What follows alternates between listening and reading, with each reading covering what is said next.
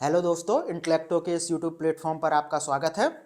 और जैसा कि आज यानी कि 22 दिसंबर को आपका यूपीपीसीएस प्री था और इस पेपर के संदर्भ में आज हम लोग थोड़ी सी चर्चा करेंगे कि पेपर की प्रकृति क्या थी, यानी कि सरल था या कठिन था, मेरिट कितनी जा सकती है और इस पेपर को देखते हुए हमारी 2025 की रणनीति क्या होनी चाहिए।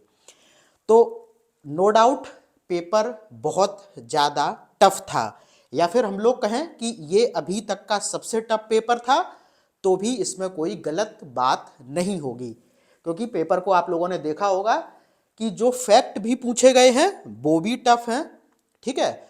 और जो कथन वाले क्वेश्चन पूछे गए हैं उनमें से जो कथन उठाए गए हैं वो भी ऐसे हैं कि आपको अमूमन अभी तक यूपीपीसीएस की परीक्षाओं में देखने को नहीं मिले हैं। तो नो डाउट पेपर टफ था, और पेपर टफ था इसका सीधा सा मतलब है कि मेरिट कम जाएगी। तो पेपर को एनालिसिस करने के बाद और बहुत सारे अभ्यर्थियों से बात करने के बाद जो मोटा मोटी समझ में आया है कि आपकी जो मेरिट है वो 80 से 85 सही प्रश्नों की होने वाली है। यानी कि अगर आपके प्रश्न 80 से 85 के बीच में सही हैं तो आप मुख्य परीक्षा की तैयारी में लग सकते हैं।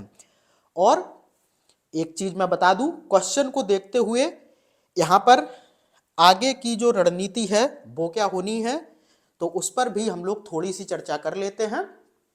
देखो, सबसे पहले तो अब यूपीपीसीएस की तैयारी उसी बच्चे को या फिर उसी अभ्यर्थी को करनी चाहिए जो कि वर्ष भर पढ़ सकता है, ठीक है।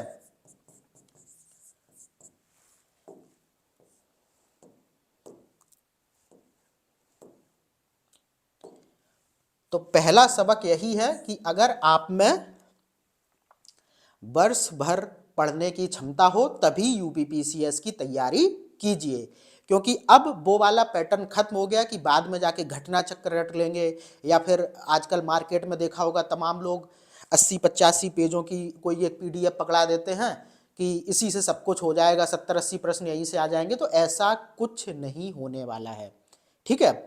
तो आपको वर्ष भर तैयारी करनी पड़ेगी और चीज़ों को थोड़ा सा डिटेल में पढ़ना पड़ेगा। थोड़ा सा ही डिटेल में पढ़ना है, मैं ये नहीं कहूँगा कि ये पेपर यूपीएससी लेवल का था, बिल्कुल नहीं था, फैक्ट ही पूछे गए थे, लेकिन थोड़ा सा फैक्ट को नई तरीके से बनाया गया था। जो कथन वाले क्वेश्चन भी थे उसमें भी फैक्ट ही थे। बहुत ज़्यादा अगर इस पेपर को कोई ये कह दे कि बहुत ज़्यादा कॉन्सेप्चुअल था, तो कॉन्सेप्चुअल नहीं था, फैक्ट ही थे, चाहे वो कथन के रूप में हो चाहे वो वन लाइनर के रूप में हो। तो आगे के लिए सबक यही मिला है कि वर्ष भर आपको पढ़ना पड़ेगा।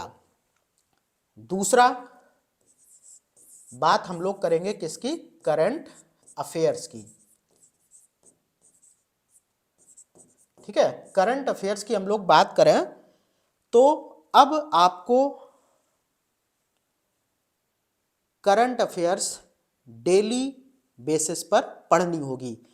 बहुत से लोग क्या करते हैं कि डेली करंट अफेयर्स को नहीं पढ़ते हैं या फिर उसको स्किप करते हैं और सोचते हैं कि बाद में किसी एक पतली सी पत्रिका को पढ़ेंगे और करंट अफेयर्स हमारा कवर हो जाएगा। तो भाई साहब, अब बिल्कुल भी ऐसा नहीं होने वाला है।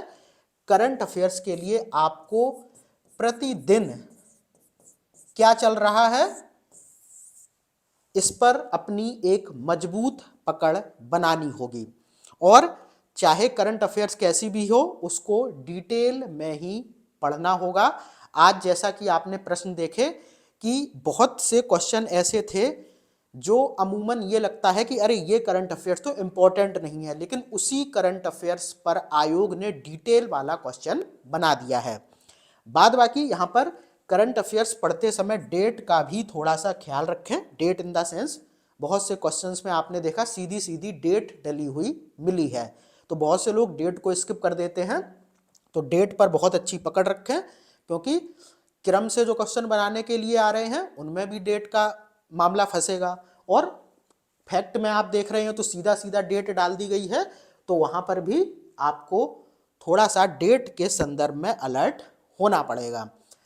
तो यहाँ पर आपको थोड़ी सी चीज़ें ध्यान रखनी है। क्या क्या मैं आपको बता दूं। एक तो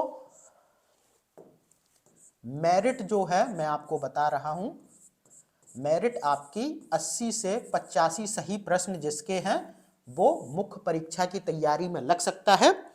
और अगर आगे की रणनीति की बात करें तो जो अभ्यर्थी वर्ष भर पढ़ सकता है, ठीक है, वही अब इस परीक्षा की तैयारी के लिए आए। बाद बाकी अब अगर आप ये सोचेंगे कि हम लास्ट में 1-2 महीने पढ़कर या फिर घटना चक्र पढ़कर पास हो जाएंगे, तो अब वो चीज़ें नहीं रही हैं।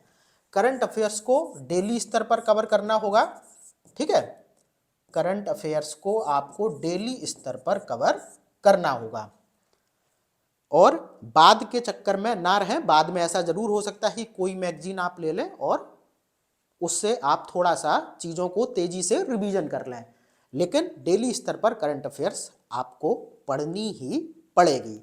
तो ये कुछ रणनीति है जो कि आपको फॉलो करनी है अगर आप 2025 की तैयारी कर रहे हैं और अगर आप 80 से 85 सही क्वेश्चंस तक पहुंच रहे हैं।